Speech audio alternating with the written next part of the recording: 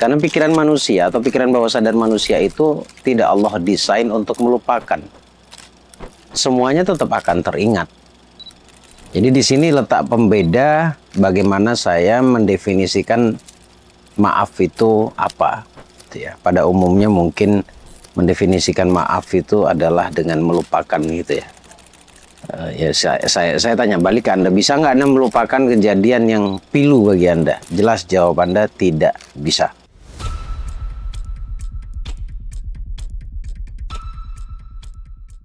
Assalamualaikum warahmatullahi wabarakatuh. Jumpa lagi bersama saya di sini Bagus Baraja di channel Mas Bagus Baraja. Sepertinya terakhir kemarin saya janji ke Anda semuanya penonton saya bahwa saya akan membahas tentang bagaimana caranya mengakses pikiran bawah sadar untuk kepentingan kesembuhan mental atau luka batin ya. Kan saya sudah cukup jelas itu menjelaskan luka batinnya seperti apa, dan insya Allah ini saya akan rapel ke dalam satu video bagaimana cara menyembuhkan luka batin melalui kekuatan pikiran bawah sadar. Cuma ya saya harus jelaskan, yang pertama mungkin saya akan jelaskan luka batin yang mengendap di dalam hati, kemudian baru saya jelaskan sedikit cara kerja pikiran bawah sadar, kemudian bagaimana cara mengakses pikiran bawah sadar itu sendiri. By the way, ini video diupload hari Jumat dan ini pun dibuat di hari Jumat. Saya infokan ke Anda, silahkan hubungi Mbak Vista. Saya adakan meditasi bersama dengan saya di jam 7 atau jam 8 pagi gitu ya. Bagi yang berada di sekitar Jogja, Sleman, bisa langsung merapat, nanti langsung hubungi Mbak Vista saja. Baik teman-teman, sebenarnya sih sudah jelas sih ya, luka batin itu apa, dampaknya itu apa. Segimanapun kita menolak, kalau sudah masuk ke dalam pikiran bawah sadar ya tetap akan berpengaruh untuk masa depan Anda, itu pasti. Jadi semisal Anda mau tanya gitu ya, Anda bertanya ke saya rangkuman dari sekian banyaknya peserta, itu semuanya cikal bakalnya karena luka batin. Pun saya juga jujur tidak ada orang yang aman dari luka batinnya. Ya semua orang itu sebenarnya nggak aman. Kalau sedikit agak ekstrim, sebenarnya semua manusia itu ya tidak sedang baik-baik saja. Mungkin pura-pura baik saja. Pura-pura kuat. Untuk bisa melihat punya luka batin atau tidak, coba lihat kejadiannya, lihat pengalaman hidupnya bagaimana. Apakah cenderung mengulangi hal-hal yang tidak diinginkan secara berulang? Kalau iya, mengalami ya berarti Anda punya luka batin. Itu aja, sesimpel itu gitu. Nah, sekali lagi itu terendap di pikiran bawah sadar. Kayak lagu judulnya Terendap Laraku gitu ya. Itu ada di pikiran bawah sadar. Nah, apakah itu harus dihilangkan? Nggak bisa. Nggak bisa. Karena pikiran manusia atau pikiran bawah sadar manusia itu tidak Allah desain untuk melupakan. Semuanya tetap akan teringat. Jadi di sini letak pembeda bagaimana saya mendefinisikan maaf itu apa. Gitu ya. Pada umumnya mungkin mendefinisikan maaf itu adalah dengan melupakan gitu ya. Ya saya tanya balik ke Anda, bisa nggak Anda melupakan kejadian yang pilu bagi Anda? Jelas jawab Anda tidak bisa.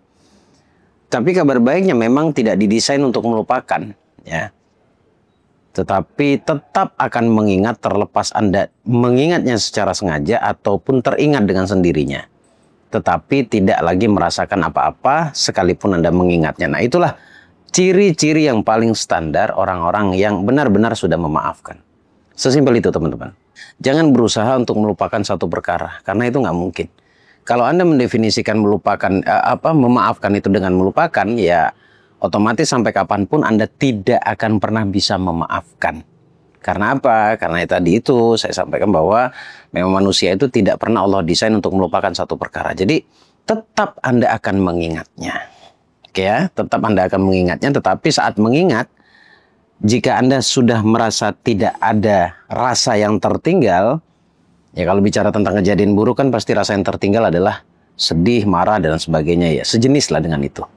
Nah, kalau dirasa Anda mengingat itu sudah baik-baik saja, tidak merasakan apa-apa ya, berarti Anda sudah baik-baik saja.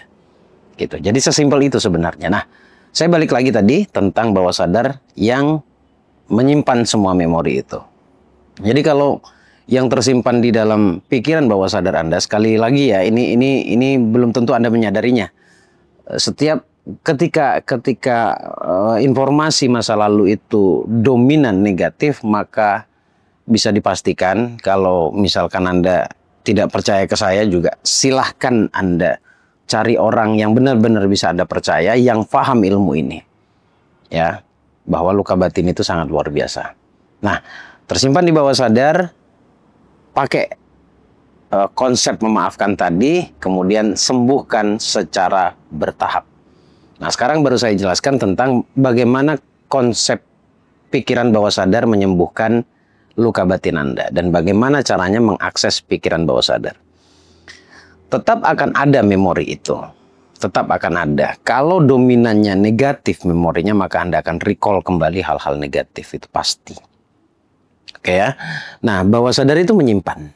Bawah sadar itu menyimpan semua memori yang ada. Tinggal bagaimana nanti kita mengolah atau merepetisi atau mengulang satu hal yang mungkin tidak sama dengan dogma Anda di masa lalu. Jadi kalau dirasa dogma Anda negatif, maka mulailah membangun hal-hal positif. Sama seperti Anda menyerap dogma negatif tadi, tetapi tinggal diganti dogmanya saja atau informasinya saja. Lihat, dengar, dan rasakan hal-hal yang positif. Sesimpel itu. 21 hari, 30 hari Anda akan membuktikan bagaimana sugesti itu akan bekerja. Nah, sekarang pertanyaannya, bagaimana mengakses pikiran bawah sadar? Sebenarnya sih perlu Anda pahami tentang bagaimana atau apa saja gelombang otak. Gelombang otak yang selaras dengan kerjanya pikiran bawah sadar itu hanya dua. Ya. Yang pertama adalah alfa, yang kedua adalah theta. Nah, jika Anda paham dua kondisi ini dan Anda tahu bagaimana mengaksesnya, kapan Anda bisa mengaksesnya, itu akan jauh lebih cepat Anda membereskan luka batin Anda, yang otomatis keadaan Anda atau kehidupan Anda di masa depan itu akan berubah dengan sendirinya. Kondisi gelombang otak alfa itu sebenarnya kondisi rileks. Saya kasih contoh sederhana, kondisi gelombang otak alfa itu adalah kondisi di mana Anda tidak mau, bahkan tidak berkeinginan memikirkan sesuatu yang berat-berat. Jadi flow, mengalir. Kalau bicara waktunya mungkin saat Anda akan menjelang tidur. Akan tidur maksudnya. Nah, itu bagus banget untuk mengaksesnya. Karena kebanyakan orang yang tidak paham, mereka justru memanjakan dengan perasaan-perasaan negatif di waktu yang sangat sensitif, yaitu menjelang tidur. Nah, ini yang harus Anda pahami, bahwa gelombang otak alfa ini adalah gelombang di mana kita bisa mengakses pikiran bawah sadar. Selain itu kapan? Selain itu bangun tidur.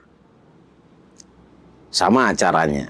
Tapi ada hal yang perlu saya tambahkan supaya Anda lebih ada semangatnya di sini. Sebenarnya 5 waktu Anda sholat dalam sehari, zuhur, asar, maghrib, isya, subuh, itu kondisi gelombang otaknya alfa. Lebih-lebih subuh itu theta masih dalam banget, masih deep banget. Jadi benar kalau Anda tahu manfaat dari sholat dan bisa memanfaatkan keadaan itu, kemudian Anda selaraskan dengan gelombang otak Anda, dan Anda tahu tentang ilmu bawah sadar, maka itu sangat-sangatlah powerful, apalagi tahajud. Mungkin banyak sudah yang menjelaskan tentang tahajud itu bagaimana, tapi saya sepakat. Tapi Anda harus paham dulu konsep ini, konsep pikiran bawah sadar. Jadi nggak cuma mengerjakan ritual saja, tetapi Anda melakukan atau melaksanakan ritual sholat dan lain sebagainya itu dengan kesadaran. Anda akan lihat manfaatnya. Kalau Anda ngerti yang saya maksudkan, 1 bulan saja sudah akan sangat-sangat powerful. Coba dibuktiin. Itu aja sih. Nggak usah banyak-banyak ya. Sampai ketemu di video berikutnya. Assalamualaikum warahmatullahi wabarakatuh.